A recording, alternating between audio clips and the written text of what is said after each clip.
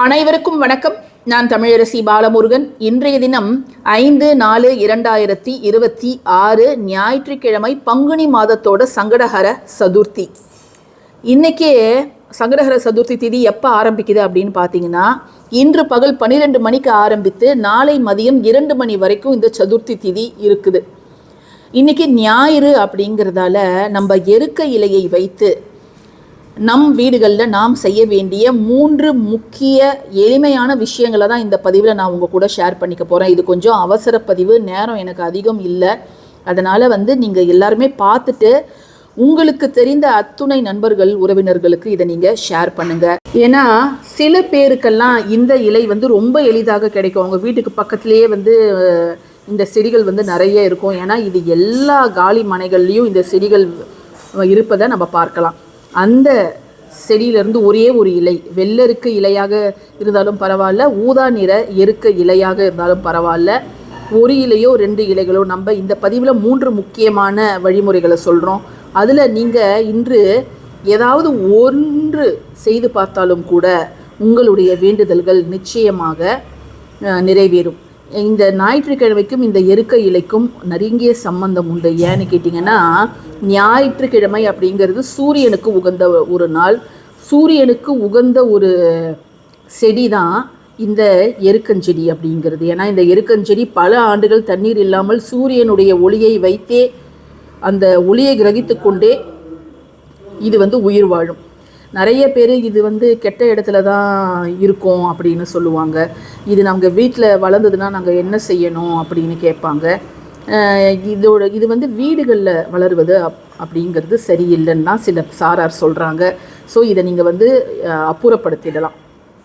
சில பேர் என்ன சொல்கிறாங்கன்னா, இது இருக்கக்கூடிய இடத்துல கீழே புதையல் தெய்வீக சிலைகள்லாம் இருக்கும், அதை பாதுகாக்கும் ஒரு செடியாக, தெய்வீக விருட்சமாக தான் இது இருக்குது அப்படின்றாங்க. இது இருக்கக்கூடிய இடத்துல பாம்புகள் போன்ற விஷ ஜந்துக்கள் இருக்கும் அப்படின்னும் சொல்கிறாங்க. எது எப்படியோ இந்த ஞாயிற்றுக்கிழமை, அதுவும் சங்கடஹர சதுர்த்தியில் சேர்ந்து வருவதால் நீங்கள் இந்த இலையை வைத்து 3 முக்கிய விஷயங்கள் நம்ம பண்ண போகிறோம். இது சங்கடஹர சதுர்த்திலையும் நீங்கள் பண்ணலாம், சாதா ஞாயிற்றுக்கிழமை தினத்துலேயும் நீங்கள் இதை பண்ணலாம். நம்முடைய வாழ்க்கையில் இருக்கக்கூடிய பிரச்சனைகளை எல்லாம் தீர்க்கக்கூடிய மிக முக்கியமான நாளானது தான் இந்த சங்கடஹர சதுர்த்தி. இப்போ வாங்க எந்தெந்த வழிகளில் பயன்படுத்தலாம் அப்படிங்கிறத பார்க்கலாம். முதல் முக்கியமான வழிமுறை, இன்று இரவு நாம் செய்ய வேண்டியது என்ன அப்படின்னு பார்த்தீங்கன்னா, ஜஸ்ட் ஒரே ஒரு எருக்க இலை. நிறம் அப்படிங்கிறது முக்கியம் கிடையாது, வெள்ளெருக்கோ அல்லது ஊதா இருக்கோ இதை நீங்கள் எடுத்துக்கோங்க. அதற்கு மேலே ஒரே ஒரு துண்டு நார்மல் கற்பூரம் நீங்கள் வச்சுடுங்க. வச்சுட்டு இதை எரிய வச்சுட்டு ஜஸ்ட்டு உங்கள் வீடு முழுக்க இந்த ஆரத்தியை நீங்கள் காமிக்கலாம்.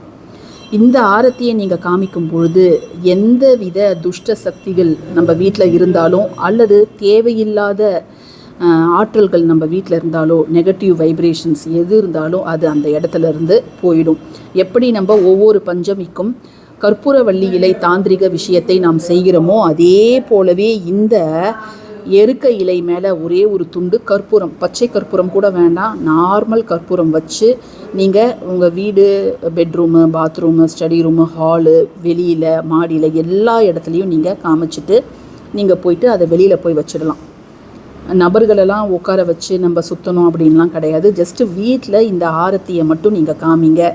இது இன்றைக்கி நீங்கள் அசைவம் சாப்பிட்ருந்தாலும் பரவாயில்ல, அல்லது நீங்கள் தீட்டு காலங்களில் இருக்கிறீங்க அப்படின்னாலும் பரவாயில்ல, இது நீங்கள் தாராளமாக செய்யலாம். ஏன்னா இதுக்கு நீங்கள் பூஜை அறைக்கு போகணும், தெய்வ வழிபாடு செய்யணும் அப்படிங்கிற எந்தவித அவசியமும் கிடையாது.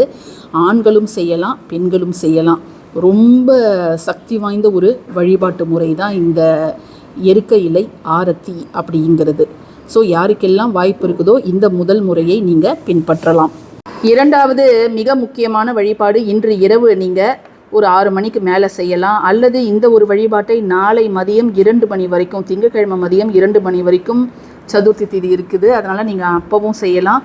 இதை மாதிரி 2 இலைகள் எடுத்துக்கோங்க. ஸ்வஸ்திக் சின்னம் மஞ்சளால் போட்டுக்கோங்க. நடுவில் குங்குமம் வச்சுடுங்க. கிழக்கு முகமாகவோ அல்லது வடக்கு முகமாகவோ நீங்கள் இந்த தீபத்தை ஏற்றலாங்க. இதற்கு மேலே நீங்கள் ஏற்றக்கூடிய தீபம் நீங்கள் அகல் விளக்குலையும் ஏற்றலாம். அல்லது இதை மாதிரி அச்சு வெல்லம் இருக்குது இல்லையா, அதை நீங்கள் இந்த இலைகளுக்கு மேலே வச்சுட்டு இதற்கு மேலே கொஞ்சமாக நெய் விட்டு நீங்கள் தீபம் ஏற்றி ஓம் கம் கணபதியே நமக அப்படிங்கிறத நீங்கள் 9 முறையோ 27 முறையோ 54 முறையோ 108 முறையோ அவங்க சௌகரியத்துக்கு ஏற்ப நீங்கள் இதை தாராளமாக செய்யலாம். ஓம் கம் கணபதியே நமக அப்படிங்கிற அந்த ஒரு மந்திரம் நமக்கு இருக்கக்கூடிய அனைத்து விதமான பிரச்சனைகளையும் நீக்கக்கூடியது. இதை உங்கள் பூஜை அறையில் செய்யுங்க. அந்த அச்சு வெல்லம் வச்சு ஏற்றினீங்கன்னா அந்த அச்சு வெல்லத்தை நம்ம வீட்டில் பொங்கல் அல்லது வேறு ஏதாவது இனிப்புகள் நீங்கள் செய்வதற்கு பயன்படுத்தி கொள்ளலாம். இல்லைங்க அச்சு வெல்லம் இல்லை அப்படின்னா நீங்கள் 2 அகல் விளக்கில் நீங்கள் தீபம் ஏற்றியும் வழிபாடு செய்யலாங்க. ஸோ இதை நீங்கள் நாளைக்கு 2 மணி வரைக்கும் செய்யலாம், இந்த எருக்க இலை தீபத்தை. 3ஆவதாக நாம் பார்க்கக்கூடிய இந்த ஒரு முறை ரொம்ப ரொம்ப சக்தி வாய்ந்த முறைங்க. நம்ம சேனலை ரெகுலராக ஃபாலோ பண்ணுறவங்களுக்கு இது ஏற்கனவே தெரிஞ்சிருக்கும். நான் இப்போ இதை வீட்டுக்கு உள்ளார வச்சுட்டு உங்ககிட்ட நான் பேசிகிட்டு இருக்கிறேன். பட் ஆனால் இதை நீங்கள் உங்கள் வீட்டுக்கு வெளியில் தாங்க செய்யணும். கார் பார்க்கிங்கோ அல்லது உங்களுடைய வீட்டு கொல்லைப்புறமோ அல்லது மொட்டை மாடிக்கு கூட நீங்கள் போய் செய்யலாம். வீட்டு உள்ளார இருக்கக்கூடிய பகுதியில் இதை செய்வது நல்லது கிடையாது. இப்போ பால்கனி அப்படின்னாலும் அது உங்கள் பெட்ரூமில் அட்டாச்சோ அல்லது கிச்சனில் அட்டாச்சோ தான் இருக்கும். ஸோ இதை உங்கள் வீட்டுக்கு வெளியில் செஞ்சுட்டு அப்படியே நம்ம தூக்கி போட்டுடணும். வீட்டுக்கு உள்ளார எடுத்துகிட்டு வர்றது நல்லது கிடையாது. இதை யார் வேணாலும் செய்யலாம். இன்றைக்கி நீங்கள் அசைவம் சாப்பிட்ருக்கீங்கனாலும் செய்யலாம். நடுவில் பார்த்து அந்த விளக்கு மட்டும்தான் சுத்தபத்தமாக இருப்பவர்கள் ஏற்றி வழிபாடு செய்யணும். ஃபஸ்ட்டு சொன்னதும் இப்போ நம்ம சொல்லக்கூடியதும் நீங்கள் யார் வேணாலும் செய்யலாம்.